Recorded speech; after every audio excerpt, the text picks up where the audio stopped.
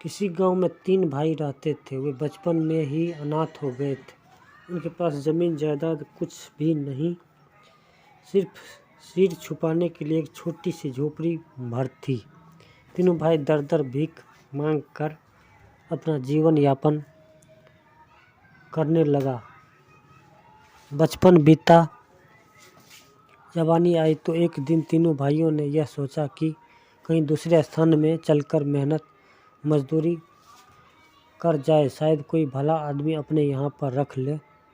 वे गांव छोड़कर चल दिए। रास्ते में उन्हें एक बूढ़ा राहगीर दिखाई दिया। उसकी दाढ़ी खूब लंबी और सफ़ेद थी। बूढ़े ने भाइयों के पास आकर पूछा, बच्चों कहाँ जा रहे हो? मजदूरी की तलाश में। क्या तुम्हारे पास अपनी खेती बाड़ी नहीं है? भाइयों ने मायूसी से जवाब दिया, काश हमें कोई भला आदमी मिल जाता तो उसके यहाँ हम लोग मेहनत से काम करते और अपने पिता की ही तरह उसका आदर करते। बूढ़ा सोच में पड़ गया। क्षणिक खामोशी के बाद बोला, आज से तुम लोग मेरे बेटे हुए और मैं तुम्हारा धर्म पिता। मैं तुम लोगों की सहायता करूँगा, ईमानदारी, परोपकार और सच्चाई का रास्ता दिखाऊंगा।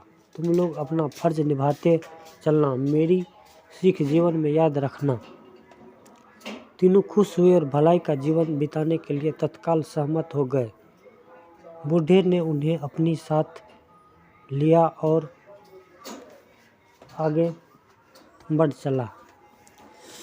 बियाबान जंगलों को लंबे रास्तों को पार करते हुए वे तीनों बूढ़े के पीछे पीछे चलते रहे।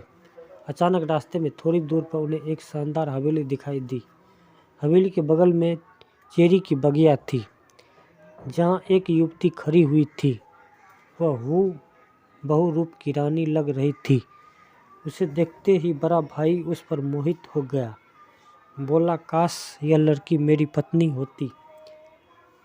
अमीर इसलिए दहेज में जमीन जायदाद, गाय बैल घोड़े भी मिलते। यह सुनकर बूढ़े ने कहा, तो आओ तुम्हारा रिश्ता तय कराए देते हैं। तुम्हारी शादी हो जाएगी और दहेज में खूब मिलेगा। खुशी खुशी ज़िंदगी गुजारना, बस सच्चाई का रास्ता कभी मत भूलना। बूढ़ा उन्हें लड़की वालों के यहाँ ले गया। चट मंगनी पट शादी, सभी खुश हुए। इस तरह बड़ा भाई हवेली का मालिक बन गया और सुखपूर्वक रहने लगा। शेष 2 भाई मुँह बोले बेटों के साथ लेकर बूढ़े आगे चला पड़ा। वे पूर्वतः बियाबान जंगलों को लंबे रास्ते को पार करते हुए चलते रहे। चलते चलते उन्हें रास्ते में खूबसूरत सा चमकता हुआ घर दिखाई दिया।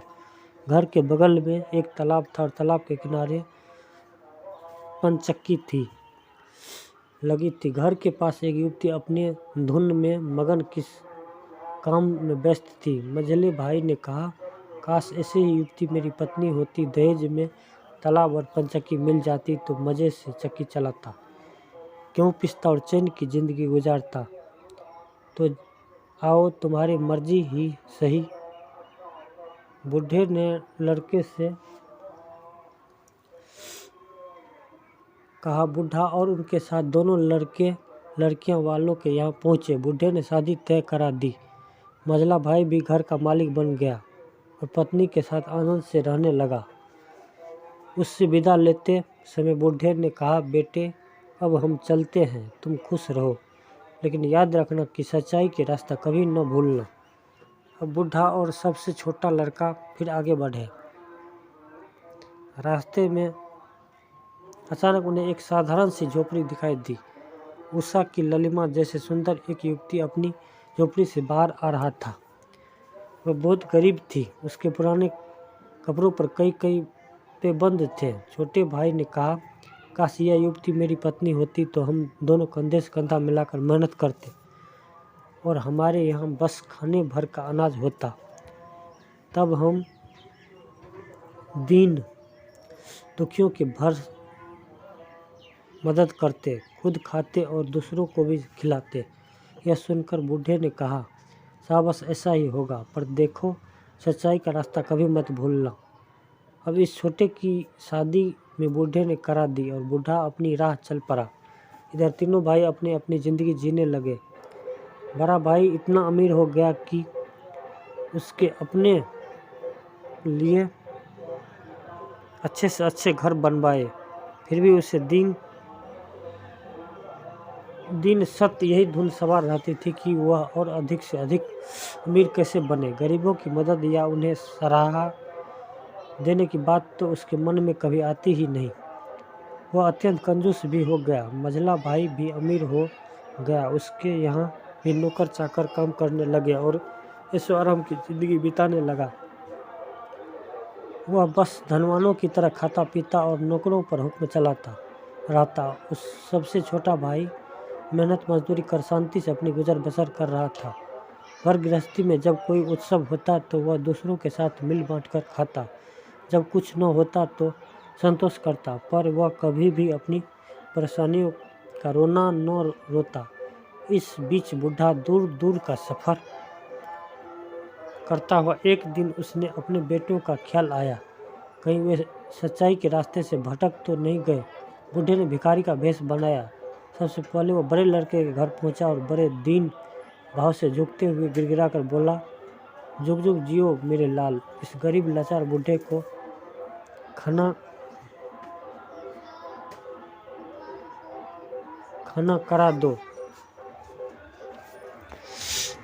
बड़े लड़के ने बूढ़े को अपमानित करते हुए कहा, अरे खसूट, तू अभी हट्ठा कट्ठा तो दिख रहा है। भूख लगी है तो जा कहीं मेहनत मजदूरी कर। अभी तो खुद अपने पैरों पर किसी तरह खड़ा हो पाया, जा चलता बन। बूढ़ा वापस चल दिया, लेकिन थोड़ी दूर जाकर वो ठहर गया। उसने पलटकर बड़े लड़कों के घर को देखा।